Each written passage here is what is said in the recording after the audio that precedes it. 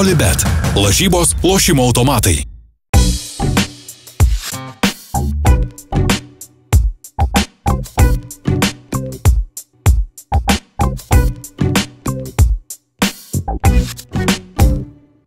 Sveiki visi NBA gerbėjai, su jumis iš Olibet sporto baro Vilniuje, laida Atsarginiai. Sveiki, kaip visą laiką labai malonu, kad žiūrite. Šią savaitę, kaip ir įprastai, pradėsime nuo savaitės apžvalgos, paskui turėsime ir ant suolo savo rubrikas, ir savaitės skaičius, ir gandus iš rūbinės, paūkanosiu gal kaip pelėda. Na, žodžiu, įprastinis laidos tvarkaraštis, tai gal ir pradėkime.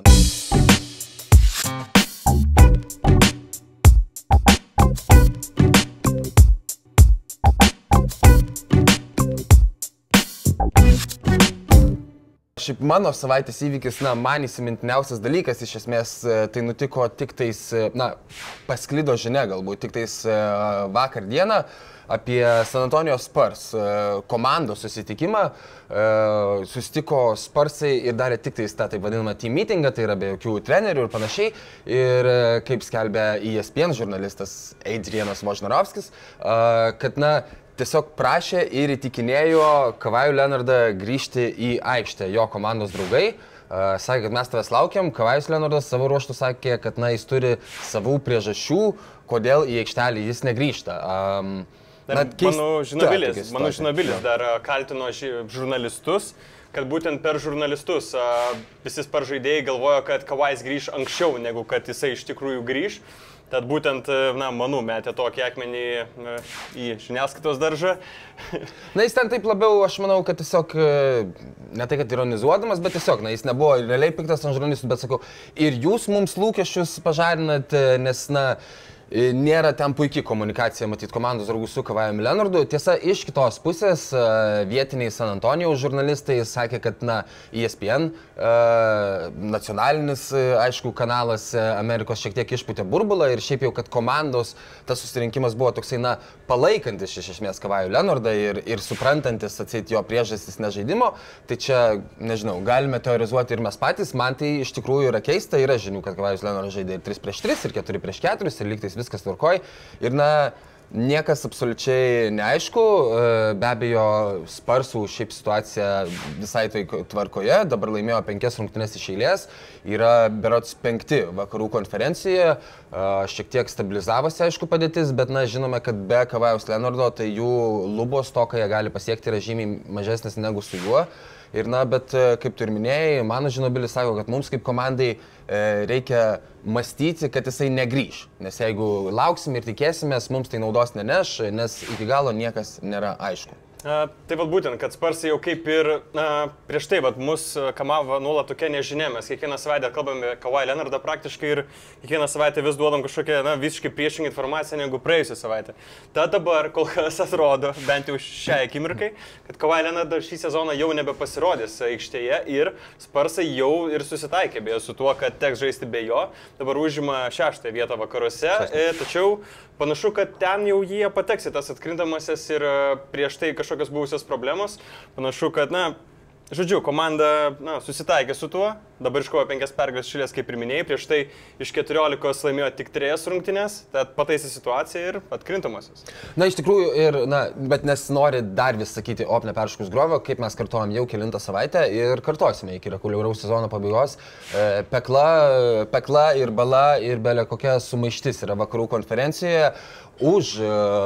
Už atkrintamųjų varžybų ribos yra šiuo metu Denverio Nuggets ir Clippers ekipos, kurios šiaip iš esmės visai nedaug atsilieka nuo pačioje esančių tų pačių Spurs 8.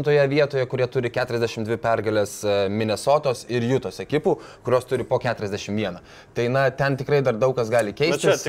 Čia norėčiau paprieštarauti ties šiuo dalyku. Mano nuomonė, vakarų konferencijos 8 jau kaip ir yra aiškus, nes, tarkime, Denverio Nuggets išlikusių 10 rungtynių žais net 9 prieš atkrintamųjų komandą, žais prieš labai stiprias ekipas, 2 kartus žais prieš Timberwolves, kurie ir yra 7.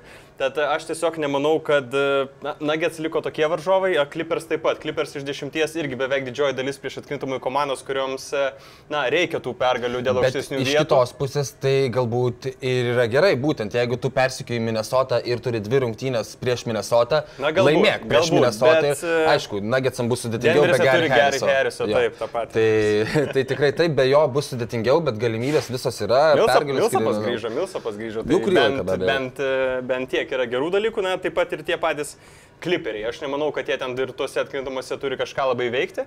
Jeigu manęs klausia, tai 8 vakarų jau yra aiškus. Na, bet aišku, gali dar viskas pasikeisti.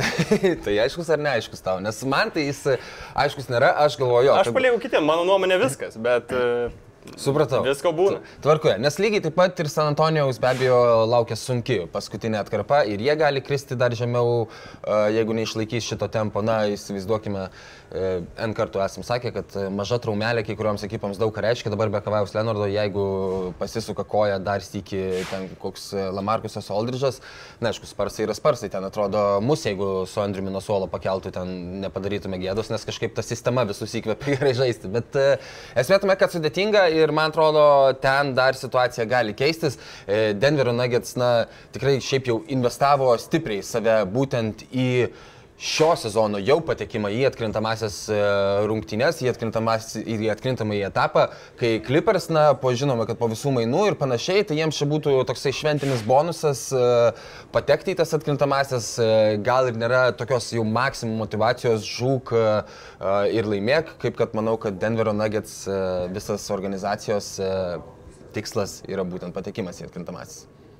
Jeigu žvelgsime į kitą konferenciją, jeigu eisime į rytus, tai man atrodo, tas 8 ten dar labiau aiškesnis. Ten tai ir viskas aišku. Ten jau tik dėl vietų, tik dėl vietų neaišku, aš manau. Tad ten 8 vietą užima Bucks, kuri šią savaitę neteko Janio Antetokounmpo. Janis patyrė čiurnos traumą, kol kas dar nėra aišku, berods, kada sugrįž graikas į aikštę. Na ir aš manau, jeigu ten kažkas rimčiau, tai Bucksai iš viso žiūri tiesiog 0-4 prieš Raptors pirmą etapą ir ta Milwaukee komanda, kuri turėjo tą jau Janį ir na, mes atsimenu dar sezono pradžioje kalbėjome, kad Milwaukee'is jau nauja jėga NBA, kad Janis turi rimtus šansus laimėti MVP apdovanojimą. Tačiau panašu, kad Bucks sezonas baigsis net tokia teigiama nata, kaip galima buvo manyti, na, šiek tiek anksčiau. Jo, be abejo, daug kas, na, mes kaltiname tikrai ir Jasoną Kidą dėl normalios gynybinės visų pirma sistemos nesustatymo, jį pakeitė jo asistentas, tai gal didelių pokyčių viduryje sezono ir nereikėjo tikėtis. Ir už gynybą asistentas liko beje, na, tas pats žmogus ten pat, tai ta gynyba irgi nepagerės, kol nepasikeis visi treneriai. Tikrai taip, na, gali būti, kad jisai gal turėjo kažkokių idėjų, kuriuom prieštaravo Jasonas Kidas, čia jau nesigilinsim, kas ten kaltas dėl to, kad ta gynyba buvo beviltiška vadovaujant Jasonui Kidui ir dabar vadovaujant jo asistentui buvusiam Pruičiui, bet esmė tame, kad be abejo ir visi skaičiai rodo, kad be Janio Antetokounmpo iš Bucksų yra, na, šlapia vieta. Pliusų, minusų rodikliai esant Janio aikštėje ir kai jisai ant suolo yra košmariški ir tikrai labai jau nepalankus ir, na, aišku, jeigu yra kaip yra dabar, tai aš irgi lygiai kaip tu pritarčiau, man atrodo, 0-4 nuo Raptors tikrai be Janio. Su Janiu ten kita istorija, su Janiu kita istorija ir toj pačioj serijoje, jeigu jinai vyktų, ir dar netgi jeigu jisai spės grįžti, na, nikstelėjo čiurną, galbūt nebus didelis patempimas, galės grįžti į aikštę ir, na, dar tikrai galima pakovoti ir dėl geresnės pozicijos pačioje rytų konferencijoje, nes ten matau, kad, na, Milwaukee'is porą pergalių tiktais atsilieka, pavyzdžiui, nuo Miami Heat, kurie 7 vietoje šiuo metu. Kalbant apie įspūdingas statistinės eilutes, kurios šią savaitę reikia būtinai paminėti, man atrodo, LeBrono Jameso pasirodymą, na, kaip ir nelabai dvikovai dėl pirmos vietos rytuose, tačiau Clevelando Cavaliers nugalėjo Toronto Raptors ir LeBronas Jamesas pelnė 35 taškus, atliko 17 rezultatyvių perdavimų ir, kas svarbiausia, nepadarė nė vienos klaidos. Ar tau kaip LeBrono heiteriui, na, tokia statistinė eilutė turėtų kelti tikrai, na, įspūdį? Na, 17 rezultatyvių perdavimų ir 0 klaidų.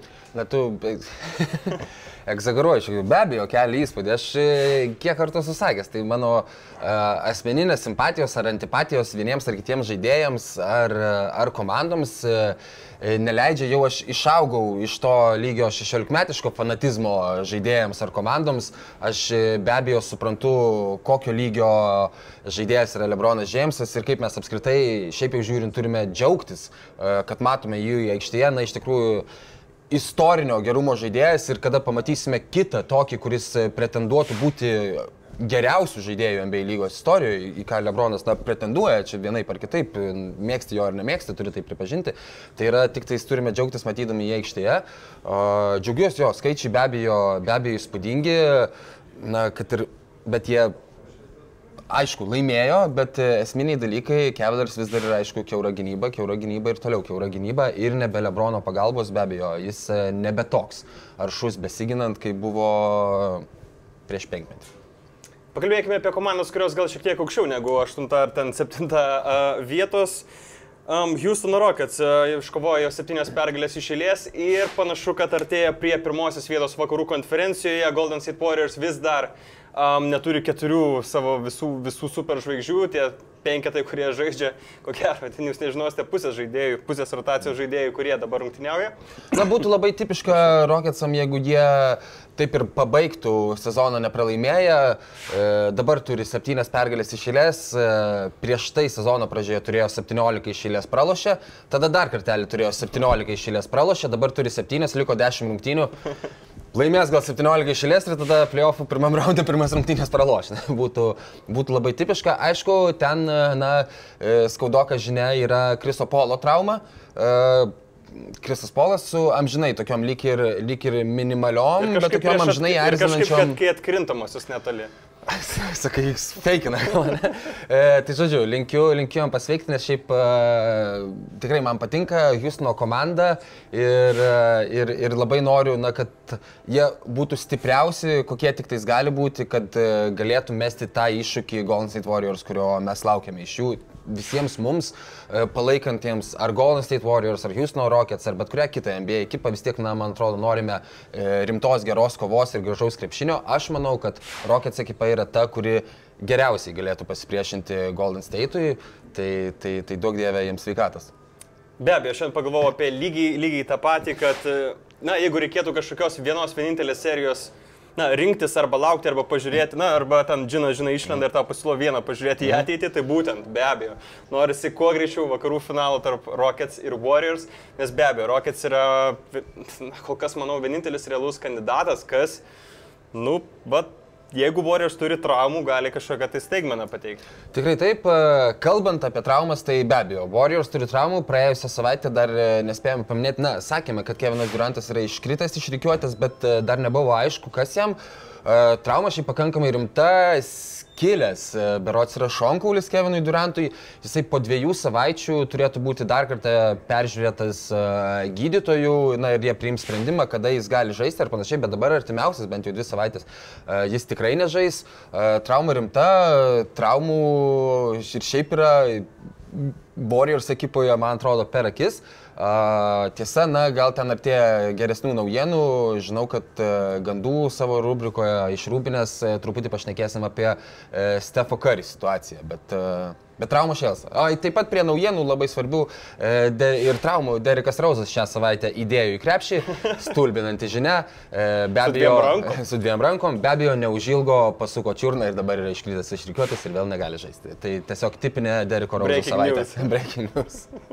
Krenta iš rikiuotės ne tik žaidėjai šią savaitę, žinome, kad ir Tyronas Lue pakankamai netikėtai iš tikrųjų pasitraukė visiškai ne iš vyriausiojo trenerio pareigų Cavaliers ekipoje, be abejo, bet daro pauzę, nes yra tiesiog kaip aiškios diagnozės nėra, bet Tyronas Lue nemiega, yra pervargęs, yra netgi gandų, kad kosėja krauju ir panašiai, ir aišku, sudėtinga situacija, dabar vyriausiojo trenerio pareigas laikinai eina jo asistentas Larrys Drew, kada Tyronas Lue grįš į aikštelę, ar šalia aikštelės, ar ne, nėra iki galo aišku, bet paskutinėmis žiniomis šią naktį buvo praneša, kad šiaip jau jo sveikata gerėja ir taisosi. Panašu, kad tiesiog toksai, išsekimas nuo viso streso, neabejotinai streso yra be galo daug, kai tu treniruoji LeBroną Jamesą ir iš tavęs tikisi, kad laimėsi kiekvienas rungtynes, o kiekvienų rungtynių tu akivaizdžiai nelaimi. Visa komanda iš esmės pasikeitė viduryje sezono, nemiegi, galvoji, stresuoji ir, ko gero reikėjo pailsėti. Prieš kelis metus LeBronas Jamesas buvo pasiėmęs 2 savaičių atostogas, gal dabar Tyronas Lue irgi išlaukė savo atostogų laiko.